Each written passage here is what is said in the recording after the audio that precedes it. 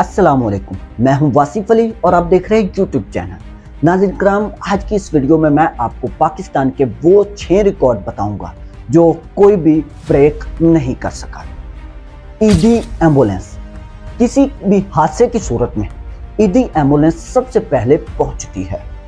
Guinness book of record نے ایڈی ambulance کو دنیا کی سب سے ایمبولینس سروس قرار دیا ہے اور یہ ریکارڈ اس ویڈیو کی اپلوڈنگ ڈیٹ تک بھی موجود رہے گا۔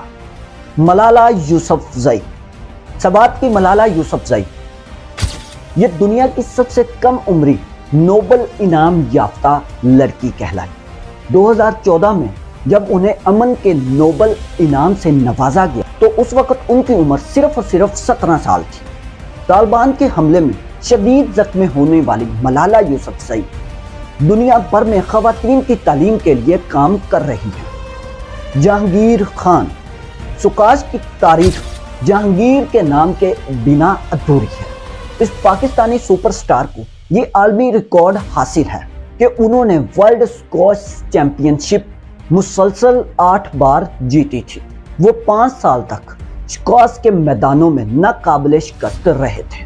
اس عرصے میں انہوں نے 555 میچ جیتے تھے اور یہ اعزاز پاکستان اور جہانگیر خان سے کوئی بھی نہیں چھین سکا۔ نصرت فتح علی خان، شہنشاہ قوال استاد نصرت فتح علی خان کو قوالی دنیا کا سب سے بڑا قوال مانا جاتا ہے۔ انہوں نے قوالی کے 125 البم ریکارڈ کروائے جو ایک عالمی ریکارڈ ہے اور یہ عالمی ریکارڈ اب تک کوئی بھی نہیں توڑ سکا۔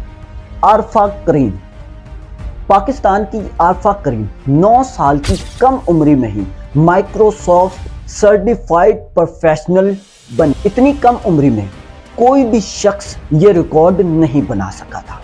افسوس کہ انسانیت کا یہ عظیم سرمایہ لمبی زندگی نہیں پا سکا۔ 2012 میں جب وہ صرف 17 سال کی تھی تو موت کی وادی میں جا سوئی۔ ان کی اچانک موت نے دنیا بھر میں ان کی مداحوں کو غمزدہ کر دیا تھا۔ نمبر 6 پر آتے ہیں شعیب اختر، راولپنڈی ایکسپریس۔ شعیب اختر کو کون نہیں جانتا؟ انہیں کرکٹ کی تاریخ میں تیز ترین گیند پھینکنے کا اعزاز حاصل ہے۔ انہوں نے ورلڈ کپ 2003 میں انگلینڈ کے خلاف 161.3 کلومیٹر فی گھنٹہ کی رفتار سے گیند پھینکی اور یہ ریکارڈ بھی آج تک کوئی بریک نہیں کرتا۔ اگر ناظرین کرام اس ویڈیو نے آپ کی معلومات میں اضافہ کیا تو آپ اس ویڈیو کو لائک کر کے اپنے دوستوں کے ساتھ شیئر لازمی کیجیے گا اور میری ایسی نیو ویڈیوز حاصل کرنے کے لیے آپ میرے چینل کو سبسکرائب کرنا نہ بھولیے گا۔ ملتے ہیں کسی نیو ویڈیو میں، تب تک کے لیے آپ اپنا اور اپنے چینل کا خیال رکھیے۔ اللہ حافظ۔